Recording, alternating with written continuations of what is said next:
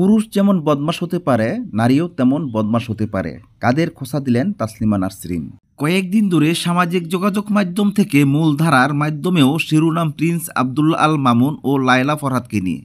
এর আগেও সামাজিক মাধ্যমে তাদের নিয়ে বিভিন্ন গুঞ্জন ও কৌতূহল ছিল।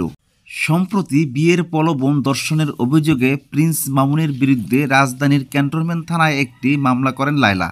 মামলার অভিযোগে লায়লা বলেন, বিবাদী প্রিন্স মামুনের সঙ্গে ৩ বছর আগে সামাজিক যোগাযোগ মাধ্যম ফেসবুকের মাধ্যমে তার পরিচয় হয়। পরিচয়ের এক পর্যায়ে বিয়ের প্রলোভন দেখিয়ে তার সঙ্গে প্রেমের সম্পর্ক গড়ে তোলেন মামুন। এবার এ বিষয়ে সামাজিক মাধ্যমে পোস্ট দিয়েছেন তাসলিমা নাসরিন, যেখানে তিনি বলেন প্রিন্স মামুনকে গ্রেপ্তার করা হয়েছে। প্রিন্স মামুন ছিল লায়লা আক্তারের জিগুলু, সেই অল্প বয়সী তরুণদের জিগুলু বলা হয়, যারা টাকা পয়সা আর নানা উপহার সামগ্রীর বিনিময়ে বয়স্ক মহিলাদের সঙ্গ দেয়, মূলত যৌন সঙ্গ। ৪৮ বছর বয়সী লায়লা ২৪ বছর বয়সী মামুনকে জিগুলু হিসেবে রেখেছিলেন। মামুনকে তিনি মাঝে মাঝে টাকা দিতেন, তার বিনিময়ে সুদর্শন তরুণটির সঙ্গ উপভোগ করতেন। মামুনকে দিয়ে লায়লা টাকা পয়সা রোজগার করতেন। অভিযোগ করে তাসলিমা বলেন, মামুনকে শুধু যৌন সঙ্গী হিসেবে ব্যবহার করতেন না, মামুনকে তিনি টাকা রোজগারের জন্য ব্যবহার করতেন। মামুনের পেছনে তিনি যত টাকা ব্যয় করতেন তার চেয়ে বেশি তিনি মামুনের সঙ্গে ভিডিও বানিয়ে আয় করতেন। জনপ্রিয় টিকটকার মামুন নাচতো বা গানের সঙ্গে ঠোঁট মেলাতো, তার পাশে রং করা পুতুলের মতো দাঁড়িয়ে থাকতেন লায়লা। এসব অর্থহীন রুচিহীন ভিডিও ইউটিউব, ইনস্টাগ্রাম, ফেসবুকে আপলোড করতেন। শুধু নাচ গানের ভিডিও নয়, মামুন খাচ্ছে, মামুন হাসছে, মামুন খেলছে, সবকিছুর ভিডিও তার করা চাই। মামুনকে দেখার জন্য দর্শক শ্রোতা এত বেশি ছিল যে তিনি এ থেকে মোটা অঙ্কের টাকা রোজগার করতেন, রোজগার এখনও করছেন।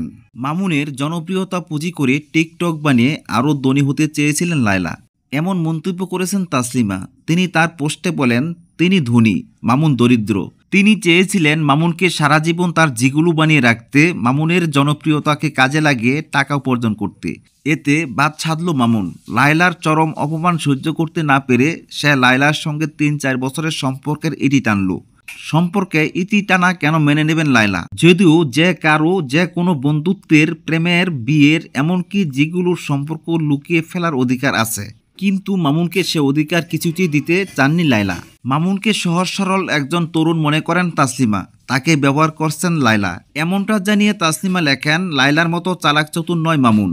সে বিশ্বাস করেছিল লায়লা তার ফ্যান, লায়লা তাকে ভালোবাসেন।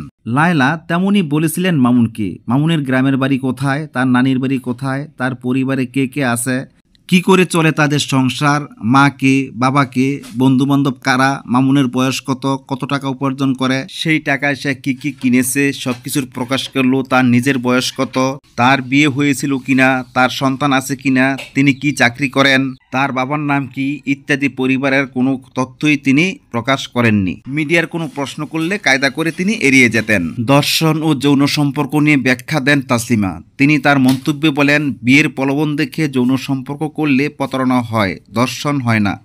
অনুমতি ছাড়া যৌন সম্পর্ক করলে হয় দর্শন। লায়লা বুঝে গিয়েছে মামুন আর তার সঙ্গে কোনো সম্পর্ক রাখবে না, যেগুলো সম্পর্কটি চুকে বুকে গেছে। মামুনকে আগের মতো নিয়ন্ত্রণ করাও তার পক্ষে সম্ভব হবে না। এই কারণে তার এত রাগ মামুনের উপর। মামুনকে বহুবার তিনি হুমকি দিয়েছেন, তার সঙ্গে একত্র বাস না করলে, তার সঙ্গে আগের মতো কন্টেন্ট ক্রিয়েট না করলে বা ভিডিও না বানাইলে তিনি মামুনের বিরুদ্ধে দায়ের করা ধর্ষণের মামলা তুলে নেবেন না। নারী পুরুষের সততা প্রসঙ্গে তাসলিমা নাসরিন বলেন, নারী হয়ে জন্ম নিয়েছে বলেই সে ভালো, সে সত্যবাদী, আমি মনে করি না। পুরুষ যেমন বদমাশ হতে পারে, নারীও তেমন বদমাশ হতে পারে।